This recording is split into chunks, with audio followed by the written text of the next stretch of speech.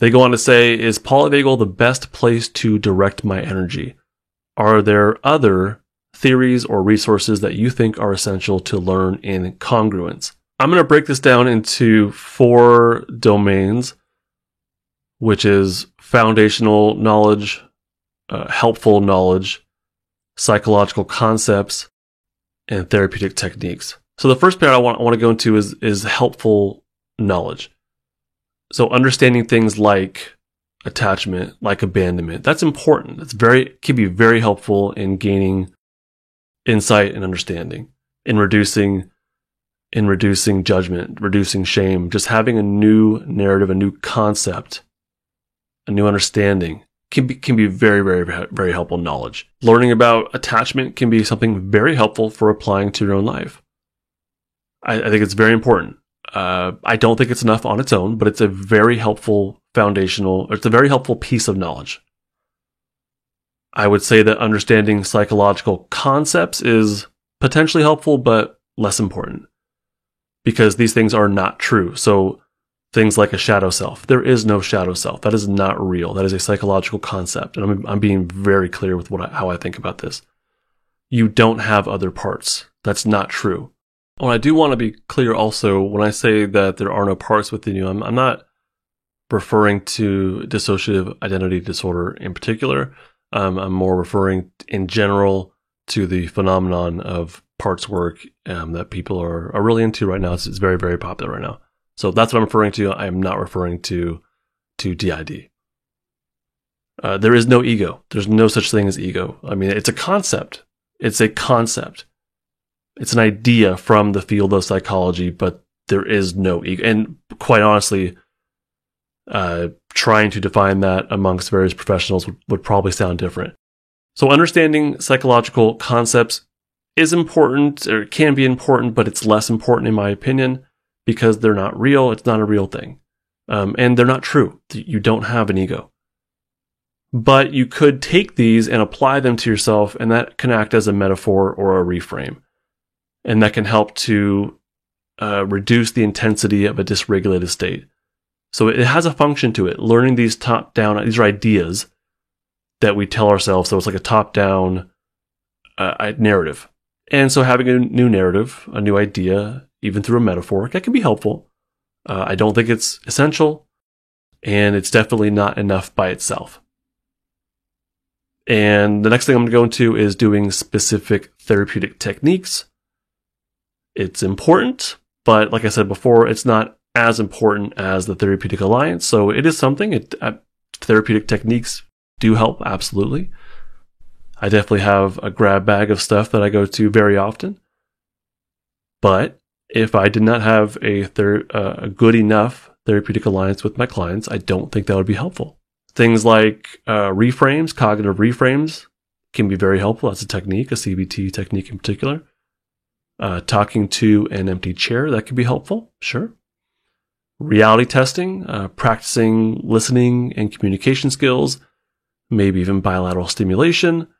All these things and a ton more can be helpful, but they are not sufficient on their own.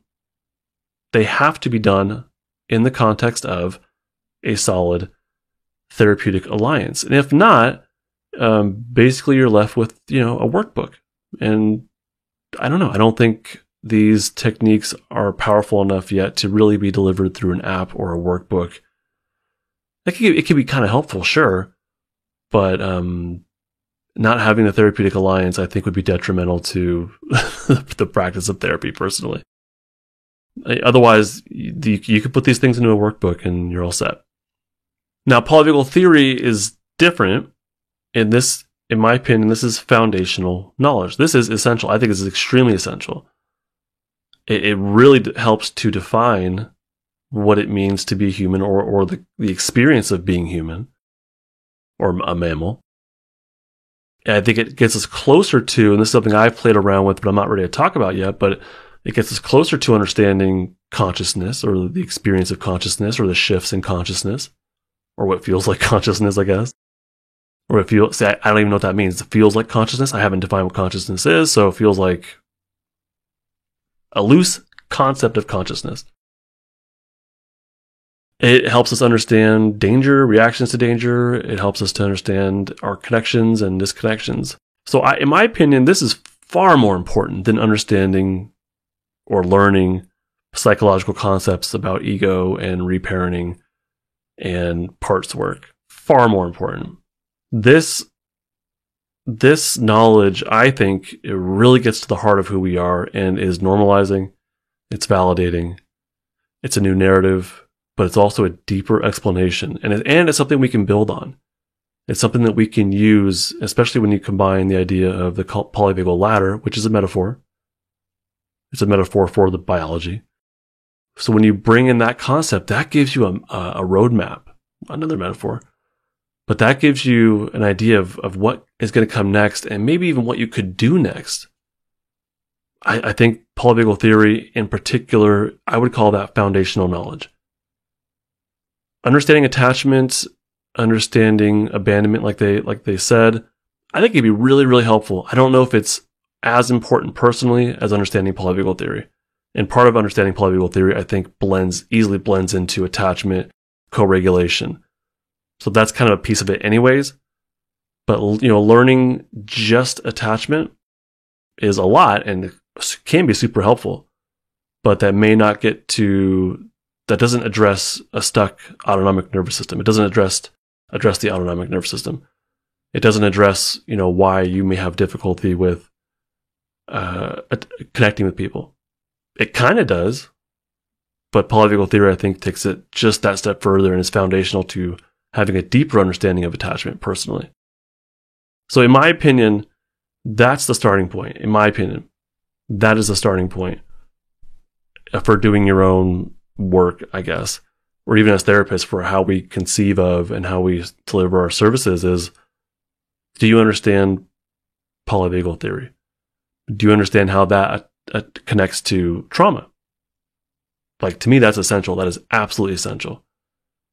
And if you don't know this, if you're a therapist and you don't know polyvagal theory, I have a course called Polyvagal 101, which is where this question stems from. It's 2 hours. It teaches you exactly what you need to know about polyvagal theory, the bare bones essentials in depth, but structured, clear, to the point, because it's really academic. It can be very difficult stuff. So you have to have someone that really gets it and can deliver it in a way that makes sense. Polyvagal 101 on justinlmft.com. Plus, I also have the free resources. I have episodes 101 through 109 of this podcast. I also have my free ebook called Trauma and the Polyvagal Paradigm on justinlmft.com. I have a ton of stuff about this. This podcast is not therapy, not intended to be therapy or be a replacement for therapy. Nothing in this creates or indicates a therapeutic relationship.